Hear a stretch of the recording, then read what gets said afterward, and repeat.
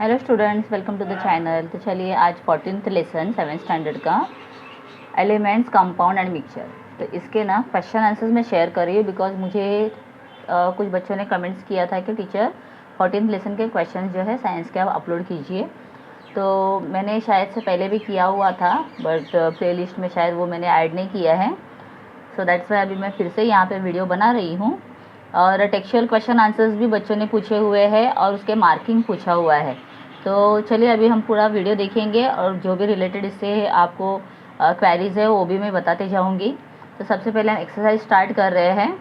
तो इसमें हम देखेंगे हु आर माई कंपेनियन, मतलब हमको क्या करना है, सिंपली मैच द पेयर करना है, फिल इन जैसे हम ज्वाइन करते हैं हाँ एक दूसरे से, ऐसे ही करना है। तो यहाँ पे थोड़ा अलग दिया है, हु आर माई कंपेनियन मतलब मेरा साथी कौन है। ओके चलो हम लोग स्टार्ट करते हैं। ए ग्रुप दिया हुआ है और ग्रुप बी दिया हुआ है। स्टेनलेस स्टील क्या है, दैट इज़ एलॉय है। तो आपको यहाँ पे ई वाला ऑप्शन लेना है। तो बच्चे ना लर्न करते हुए बेवकूफ़ी क्या करते हैं पता है, आपको बताती हूँ।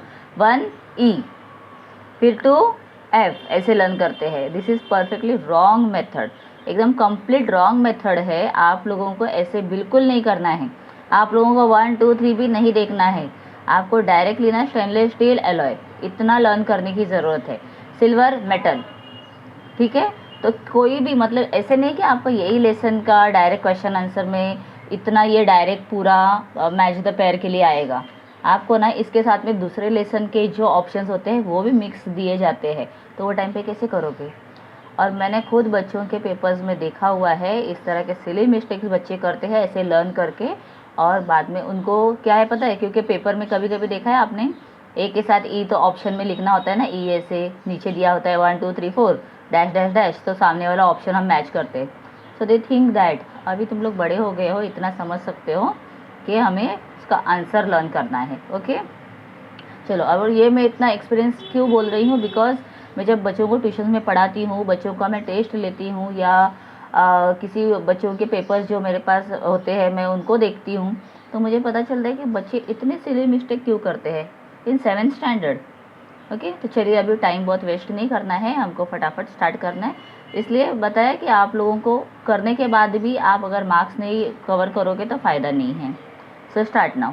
Stainless steel alloy, silver metal, भाजनी मिक्सचर फॉर मिलिंग। अभी देखो भाजनी मिक्सचर क्या होता है, जैसे हम अभी दिवाळी जस्ट हुआ है, सो रोज हुआ मराठी, तुम्हाला माहीत असेल की आपण चकली बनवण्यासाठी भाजणी मिक्सचर करतो, ज्याच्यामध्ये सब अलग अलग टाइप के दाल मिक्स होते हैं, चावल है तो उड़द दाल है, मूंग दाल है, चना दाल है, ये सब मिक्स करते हैं तो उसको भाजनी बोलते हैं। तो भाजनी मतलब kind of a mixture of grains.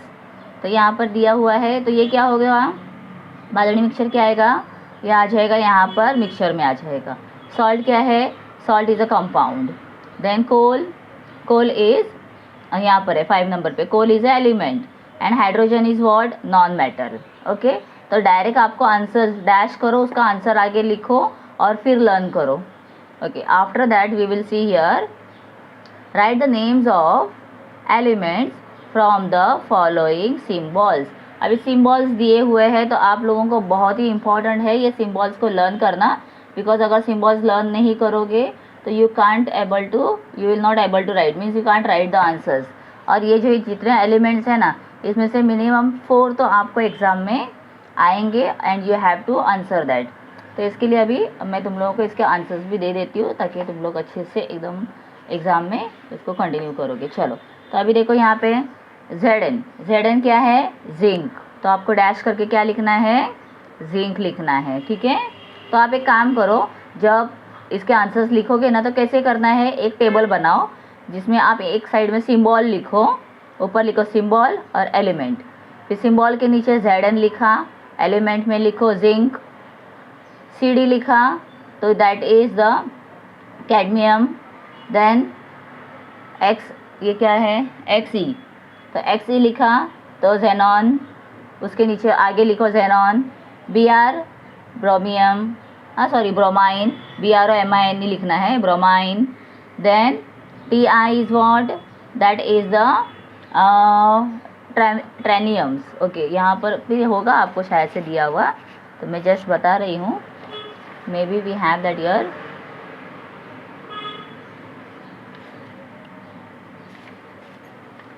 Okay, here we don't have that. तो आपको मैं ना वो चार्ट बता दूंगी, तो आप उसमें से भी कर देना। So this way we have to. Then उसके बाद C U is what, copper. Then Fe is iron, मतलब ferrium. Then Si is a silicon. Ir is a iridium, ERIDIUM। Then Pt means the platinium. तो ये table आपको मैं screen पर दिखा रही हूँ, आप उसको भी कंटिन्यू कर दो। Okay, now what are the molecular formula of the following compound. अभी यहाँ पर कंपाउंड्स दिया हुआ है जिसमें 2 एलिमेंट्स आते हैं एक साथ में, तो उसका फॉर्मूला क्या है आपको वो लिखना है। अभी यहाँ दिया हुआ है hydrochloric acid. Hydrochloric acid means HCl, hydrochloric acid, देखो HCl। देन उसके बाद सल्फरिक एसिड, तो सल्फरिक एसिड का लिखना है H2SO4। यहाँ पर मैंने पेंसिल से लिखा हुआ है, but you can't see that, बहुत ही अभी लाइट हो गया है, 4-5 साल पहले से लिखा हुआ है यहाँ पर। देन उसके बाद सोडियम क्लोराइड, देखो ये देखो सोडियम क्लोराइड पूरा कंप्लीट 1 है, तो NaCl, ओके, NaCl। देन उसके बाद ग्लूकोज का क्या आएगा। अभी ग्लूकोज आप बोलोगे सिंगल दिखाई दे रहा है, तो उसका आएगा C6H12 and O6, okay. Then methane का आएगा CH4, ओके, CH4। तो इसका भी एक टेबल मैं आप लोगों के साथ में स्क्रीन पे शेयर कर रही हूँ, देखकर आंसर ले सकते हो। Okay, now next question we have, give scientific reason.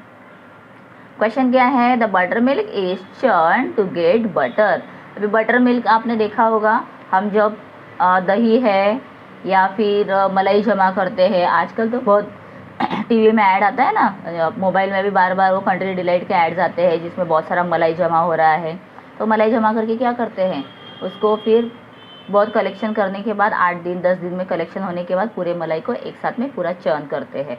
Churn करके ऊपर जो बटर आएगा उसको अलग से निकालते हैं, फिर उसका घी बनता है। या हम लोग उससे जो अपना बटर खाते हैं ना, इसमें रोटी पे लगा के, ब्रेड पे लगा के, तो बटर भी बना सकते हैं। So that is a different thing. लेकिन मैं तुम लोगों को एक एग्जांपल बता रही हूँ। तो ये सब क्या होता है, उसके लिए चर्न करना पड़ता है। तो अभी बताओ कि चर्न करने की ज़रूरत क्यों है, ऐसे यहाँ पे पूछा है। Butter milk is churn to get butter, क्यों चर्न करते हैं ऐसे पूछा हुआ है। तो अभी इसका आंसर आप अगर देखोगे तो on this page we have here, but क्या है, समटाइम्स, देखो यहीं पर है दैट आंसर, तुम लोग देख सकते हो। Turbid water, ink, milk, butter milk, blood are mixtures of a liquid and the insoluble solids.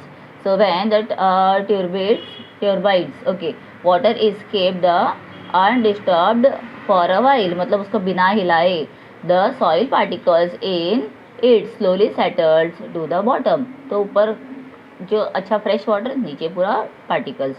And the particles of the milk और ink when however do not settles even on being the left undisturbed। अभी ये जो दूध और ये है वो अलग अलग, मतलब उसको सेटल्ड नहीं कर सकते हैं, तो इसके लिए क्या करते हैं, उसको चर्न करते हैं। तो दैट मीन्स ये आंसर ना आपको यहाँ पर एज इट इज़ जैसा हमको चाहिए नहीं मिलेगा। तो टेक्सचुअल आप सोचोगे कि इसका आंसर मुझे चाहिए, तो you will not get that. तो इसके लिए इसका आंसर मैं आपके साथ शेयर कर रही हूँ स्क्रीन पे, और मैं आंसर रीड भी करके दिखा देती हूँ। Okay, churning is one of the methods of separations. The particles of butters are all spreads out in the buttermilks. By stirrings, they aggregates due to the configural force and form one solid lump। उसका क्या बन जाता है, एक solid lump बन जाता है to separate the butter। Okay, the butter milk is therefore churn. तो बटर को सेपरेट करने के लिए बटर मिल्क को चर्न करते हैं, तो बटर अलग हो गया उसमें से, ठीक है। देन सेकंड क्वेश्चन है, in a chromatography the ingredients of a mixtures rise up to a limited heights when the water rises up to the upper end of the paper. Okay, अभी यहाँ पर आप देखोगे तो मेथड ऑफ क्रोमेटोग्राफी दिया हुआ है, बट देन आल्सो पूरा आंसर हम इसमें से फाइंड नहीं कर पाएंगे बिकॉज बहुत ही लेंथी करके दिया हुआ है। ओके, तो इसके लिए आपको मैं स्क्रीन पे आंसर दे रही हूँ, So you can follow that answer. चलिए नेक्स्ट देखते हैं. A wet cloth is wrapped around a water storage container in summer. आपने देखा होगा वाटर स्टोरेज कंटेनर मतलब मटके भर के रखे हुए रहते हैं समर सीजन में, ज्याला आपण मराठीमध्ये पाणपोई म्हणतो. हम लोगों ने एक कविता भी पढ़ी थी पाणपोई की. तो ये जो होता है उसके अराउंड ना क्लोथ को अराउंड उसके रखते हैं, वेट क्लोथ का एक गीला कपड़ा करके रखते हैं. तो इसका आंसर भी बहुत ही सिंपल है. तो स्क्रीन के ऊपर मैं आपको दे रही हूँ. Moisture in the wet cloth evaporates during the summer season. During its evaporation it absorbs some amount of heat from the water storage container. The water inside the container thus becomes cooler. Hence a wet cloth is wrapped around a water storage container in summer. समझ में आया आप लोगों को क्या बताया है इसमें कि जो मॉइस्चर होता है क्लोथ्स के अराउंड मॉइस्चर है तो वो इवेपोरेट हो जाएगा, मतलब उसका पानी जो है सूख जाएगा. Because of what? Because of summer है तो धूप रहेगी, सन ज़्यादा ब्राइट है, बहुत ही ज़्यादा हॉट सन है तो उसमें पानी सूख रहा है और इस वजह से क्या होगा, during its evaporation the absorb some amount of heat, और वो क्या होगा, हीट को एब्जॉर्ब करेगा ना. तो इसलिए उसको ठंडा रखने के लिए जो कंटेनर है उसके अराउंड एक कपड़ा लगाते हैं और वो रहता है वेट कपड़ा, वो गीला रहता है. बिकॉज वो गीला होने की वजह से क्या हो जाएगा, जो भी इवेपोरेट हुआ उसमें से जो अंदर का पानी जो उस पर इफेक्ट नहीं होगा, वो कूल ही रहेगा और फिर से वो सूख जाएगा कपड़ा तो फिर से उसको थोड़ा गीला कर देते हैं. तो आप लोगों ने शायद देखा भी होगा गर्मी के सीज़न में ना ऐसे पेड़ों के नीचे वगैरह इस तरह से मटके रखे जाते हैं. ओके चलिए अभी नेक्स्ट देखते हैं. Explain the difference. अभी आप लोगों को यहाँ पे मेटल्स एंड नॉन मेटल का डिफरेंस बताना है. तो मेटल और नॉन मेटल का मेथड आप अगर देखोगे तो बुक में भी है, लेकिन इतना हम क्लियरली पूरे पॉइंट्स बुक में से नहीं उठा सकते हैं. तो दैट्स वाई मुझे लगता है लास्ट टाइम पे भी मैंने शेयर किया था जब, तो मैंने आप लोगों को टेक्स्ट बुक में से नहीं तो मैंने आप लोगों को डायरेक्टली आंसर्स ही बताए थे. तो अभी भी मैं वही आप लोगों को थोड़ा आंसर दे देती हूँ. तो स्क्रीन के ऊपर अगर आप देखोगे तो आपको ये मैंने आंसर दिया हुआ है, ठीक है, मेटल्स और नॉन मेटल का. फिर उसके बाद हम सेकंड देखते हैं the mixture and compound. Okay the mixture क्या है और कंपाउंड क्या है, दोनों का हमें पहले एक तो सबसे पहले उसका एक्सप्लेनेशन लिखना है, वो हो जाएगा तो उसके एग्जांपल्स दो. ओके चलो अभी स्क्रीन के ऊपर मैंने इसका आंसर भी देखिए शेयर कर दिया है. एटम्स एंड मॉलिक्यूल्स, ये थर्ड क्वेश्चन है. तो एटम्स एंड मॉलिक्यूल्स में भी पहले हम उसका डेफिनेशन देंगे व्हाट इज़ दैट, एंड उसके बाद उसको एक्सप्लेन करेंगे एंड देन उसके एग्जांपल्स. तो इस तरह से इसके हमें 3 से 4 पॉइंट्स दिए हुए हैं. स्क्रीन के ऊपर आपको मैंने शेयर कर देती हूँ सारे आंसर, तो आप अच्छे से लिख लेना. फिर उसके बाद क्या है, separations by the distillations and by the separating funnel. अभी मैं आप लोगों को दिखा देती हूँ. सेपरेटिंग फनल ये है, ठीक है, और डेस्टिलेशन क्या होता है आप यहाँ पर देख सकते हो. डेस्टिलेशन तो ये जो फिगर है ये बहुत इम्पॉर्टेंट है. अगर बुक के नीचे भी ड्रॉ करने के लिए नहीं लिखा होगा then you have to practice it. ये प्रैक्टिस करो, इसके सब नेमिंग्स करो. यहाँ पे थर्मामीटर है, राउंड बॉटम फ्लास्क दिया हुआ है, देखो फ्लास्क जो है उसका राउंड बॉटम है. यहाँ पे स्टैंड है, स्टैंड को इसको अटैच किया हुआ है. देन यहाँ पे कंडेंसर है, कंडेंसर वाटर दिया हुआ है. देन यहाँ पर देखो ये दिया हुआ है नेट है, नेट के ऊपर यहाँ नीचे से फ्लेम आ रही है ना, बिकॉज ये बर्नर है यहाँ पे, उसमें से फ्लेम जा रही है. और ये जो पानी है ना, ये पानी ये सॉल्टी वाटर हो सकता है और उसमें से वो वाटर में से क्या हो जाएगा, यहाँ पे इवेपोरेट होता है पानी. जब उसको हीट देते हैं ना तो पानी बॉईल होता है और उसके जो वेपर्स है वो ऊपर जाकर यहाँ पे क्लोज कर दिया है उसको, बराबर. तो उसका पानी जो है ना ये ट्यूब में से ये यहाँ से जाकर ये यहाँ इस बीकर में आएगा, मतलब ये जो फ्लास्क दिया हुआ है उसमें वो आएगा. और वो जो पानी होगा दैट इज़ इवेपोरेटेड वाटर है, मतलब जिसमें सॉल्ट ही नहीं होगा, बिकॉज सॉल्ट तो नीचे बैठेगा ना. जैसे हमने सॉल्ट पैन का सीखा हुआ है, सॉल्ट पैन में कैसे सॉल्ट इवेपोरेट वाटर करके जो रिमेनिंग सॉल्ट होता है उसे कलेक्ट करते हैं. तो ऐसे ही यहाँ पर होगा। और यहाँ पर दिया है ट्राइपॉड स्टैंड, ये स्टैंड दिया हुआ है, ये सब नेमिंग्स करने हैं। ओके, और यहाँ पर ये जो फ्लास्क है इसके साथ में और एक ट्यूब, यहाँ पे ट्यूब जॉइन किया हुआ है। तो आप लोगों को ध्यान देना है कि प्रॉपरली इसको आप अच्छे से करोगे।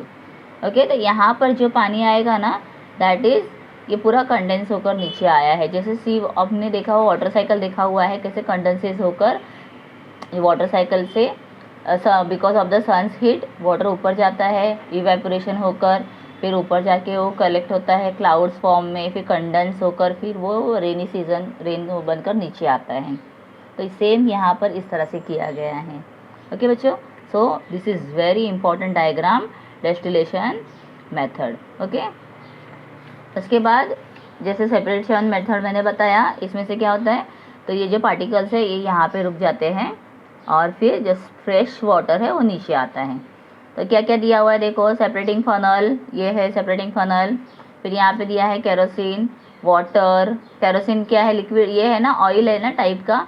तो ऑयल कभी भी कहाँ रहता है, पानी के ऊपर रहता है, वो पानी में मिक्स नहीं होता है। आप चाहे तो देख सकते हो, जब मम्मी खाना बनाती है तो जो भी लिक्विड मम्मी ने बनाया है जैसे कि ग्रेवी, तो उसके ऊपर ही तेल रहता है, नीचे नहीं जाता है कभी। वाटर है, यहाँ पर दिया हुआ है स्टॉप कॉक, यहाँ पे जो है ना इसको बोलते हैं कॉक है ये, और उसके बाद यहाँ beaker and this is water. तो ये आप एक बार रीड भी कर लेना। देन वो हो गया, इसका आंसर आपको मैंने स्क्रीन के ऊपर दे दिया है ना। आंसर नेक्स्ट देखो, write the answers to the following questions in your own words. अभी ओन वर्ड्स में यहाँ पर लिखने के लिए बताया गया है, how are the compounds of a mixture separate by simple method. तो अभी इसका आंसर भी मैं आप लोगों को स्क्रीन के ऊपर दे रही हूँ कि कैसे किस तरह से आप लोगों को पूरा अच्छे से लिखना है। Okay, then which elements, metal and non metals, compound and mixtures do we use in our day to day life. अभी देखो हम कौन कौन से मेथड यूज़ करते हैं। अभी यहाँ पर आप देखोगे ना, this picture is very very important. अभी इसके नेम्स हमें लिखने हैं। तो यहाँ पर ये क्या कर रही है, विनोइंग है। ओके, यहाँ पे क्या हो रहा है, स्टेनिंग हो रहा है, स्टेन किया जा रहा है ना, उसको छान रहे हैं। देन उसके बाद हम क्या करते हैं, और यहाँ पे सेपरेट कर रहे हैं ना, तो ये सेपरेटिंग हो गया है, सॉर्टिंग बोलते हैं जिसको। हाँ, तो ये हम एक एक एक एक पिक करके उसको अलग अलग करते हैं, या पिकिंग बोलो, सॉर्टिंग बोलो, जैसे मम्मी चावल वगैरह साफ़ करती है। फिर यहाँ पर ये क्या है, यहाँ पर इसको शिफ्टिंग किया जा रहा है। हाँ, then this is what, churning, यही है बटर मिल्क का। ठीक है, इससे बटर देखो सफ़ेद सफ़ेद दिखाई दे रहा है ना ऊपर, जैसे कि बटर बाहर निकला है, ऐसे वो दिखा रहे हैं। तो दिस इज़ व्हाट, चर्निंग। और ये स्टेनिंग है एक्चुअली। ये भी क्या है, स्टेनिंग है। ओके, चलो देन तो इसका आंसर जो सेकंड का है, यही सारे वर्ड्स उसमें आने वाले हैं। तो मैं आप लोगों को ये आंसर जो है ना यहाँ पर है, देखो टेक्स्ट बुक से अगर आपको ये आंसर चाहिए। So when an unwanted or harmful substances is mix with the another substance, the resulting the mixtures no longer remains useful.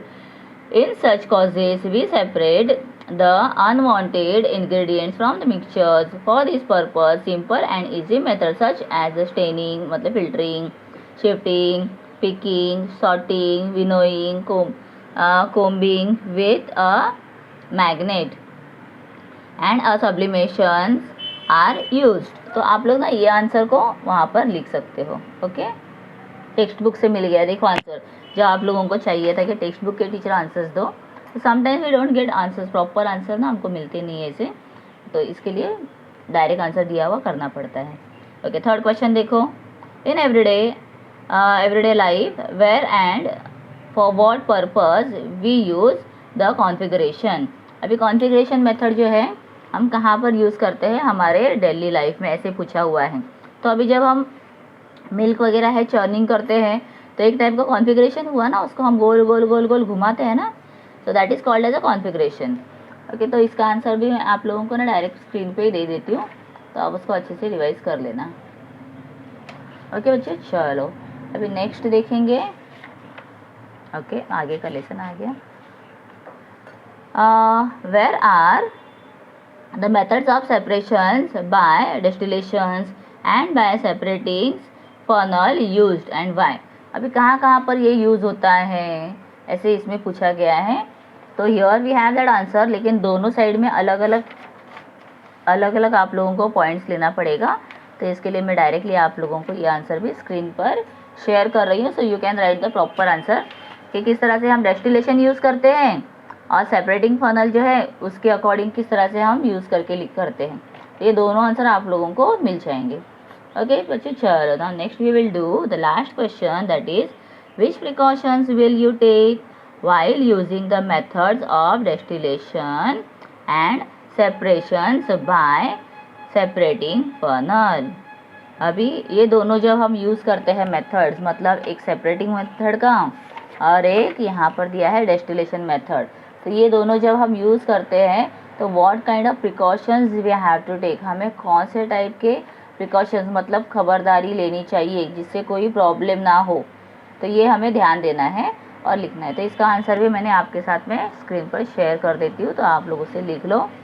Okay, so already we have done visit the jaggery factories. Okay, ये आप लोगों को एक activity दी है project के लिए, तो देखो आपके स्कूल वाले अगर लेकर जाते हैं आपको दिखाने के लिए तो यू कैन अटेंड दिस, आपको अपॉर्चुनिटी मिलती है तो उसको नहीं छोड़ना, जाना ज़रूरी है, क्योंकि बहुत उससे आपको ज़्यादा इन्फॉर्मेशन और मिलेगा। जब हम प्रैक्टिकली कोई चीज़ देखते हैं ना तो हमें ज़्यादा इन्फॉर्मेशन उससे मिलती है। और आप अगर गए हो तो भी मुझे कमेंट करके बताना, और आपने विज़िट नहीं किया है फिर भी मुझे कमेंट करके बताना। ओके बच्चों, और आप कहाँ से मेरा वीडियो देखते हो ना, कौन से गांव से हो, कौन से स्कूल से हो, उसका नाम भी ज़रूर मुझे मेंशन करना। चलो बाय बाय, मिलते हैं नेक्स्ट वीडियो में। Till then bye bye, take care.